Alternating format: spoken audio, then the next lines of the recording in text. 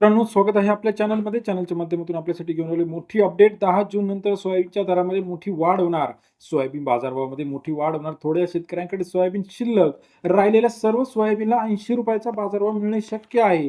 काय आहे सविस्तर कारणे? चला तर जाणून घेऊया. Soybean update. यावर्षी आपण जर बघितलं तर सोयाबीनला सर्वोत्तम दर ₹8,000 प्रति क्विंटल, ₹80 पर्यंत सोयाबीनला बाजारभाव मिळाला. याची महत्त्वाची कारण म्हणजे आंतरराष्ट्रीय घडामोडी, त्याचबरोबर सोयाबीनचा तुटवडा, विदेशी मार्केटमधील मागणी, या सर्वाचा परिणाम सोयाबीनवरती झाला आणि सोयाबीनला या हंगामामध्ये सरासरी दर 60 ते ₹70 पर्यंत बऱ्याच शेतकऱ्यांना बाजारावर मिळाला.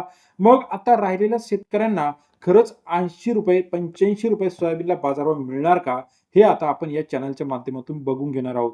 सुरुवातीला पाहूया सोयाबीन यावर्षी किती बाजारभाव मिळणार आहे आणि या पुढील सीझनमध्ये सोयाबीन कसा असणार आहे. जर आपण बघितलं तर हवामान विभागाच्या अंदाजानुसार यावर्षी दुष्काळ सांगता आहेत. यामुळे सोयाबीनची खरेदी बऱ्यापैकी व्यापारी खरेदी करायला सुरुवात झाली आहे. कारण का दुष्काळामध्ये जे काही कडधान्य आहे यांना मोठी मागणी आपल्याला पाहायला मिळते. त्याचबरोबर विदेशातील तेल टंचाई आणि आयात निर्यात जी काही रखडलेली आहे याचा परिणाम राज्यातील सोयाबीन मार्केटवरती झाला आहे.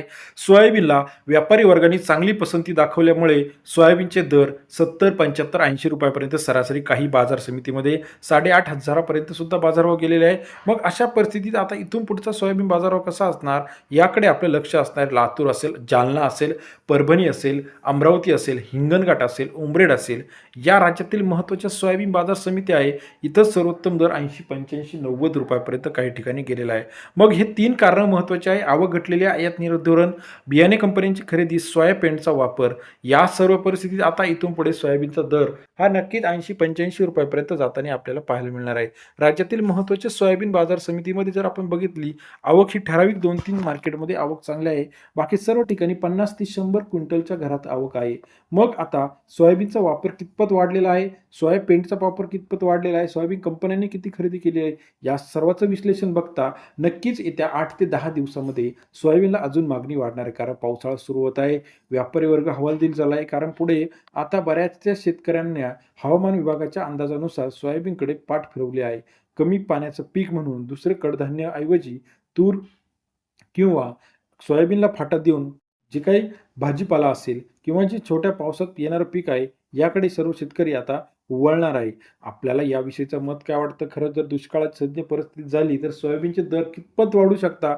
आम्हाला कमेंटमधून कळवा आणि अशाच नवनवीन माहितीसाठी आमच्या किसान मित्र चॅनलला लाईक, सबस्क्राईब, शेअर करायला विसरू नका. येत्या 10 ते 12 दिवसामध्ये सोयाबीनचा दर ₹80-85 पर्यंत आपल्याला जाताना पाहायला मिळणार आहे. व्हिडिओ आवडल्यास लाईक करा.